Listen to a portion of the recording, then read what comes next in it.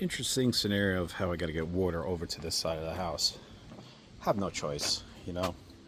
I didn't build it, and I'm not ripping this up, and there's no way for me to redo this wall.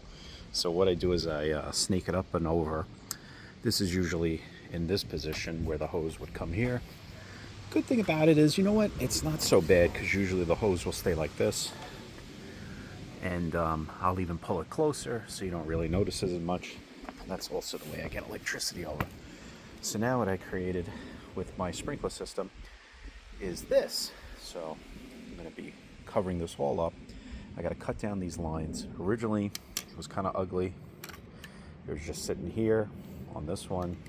And this is the way I was turned on my sprinklers for this side, for all the way up top, you name it. So this is what I'm working with. I'm going to cut these down to size right now and try to see if I can put everything in. I'm also going to be cutting this cap, a small cut here, so that I can just put the hose straight across. And this way it'll be even lower because I've already cut holes. If you see here, there's a hole in there going up.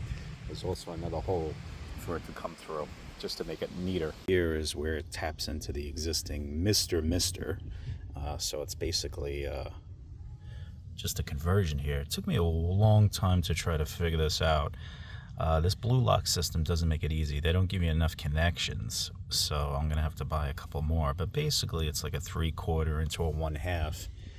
Now I'll bury this and then you won't see it. I just went this way because a lot of the property has the black line already through it, and it's not as obvious. I'm going to tuck this in as best as possible instead of having the blue everywhere.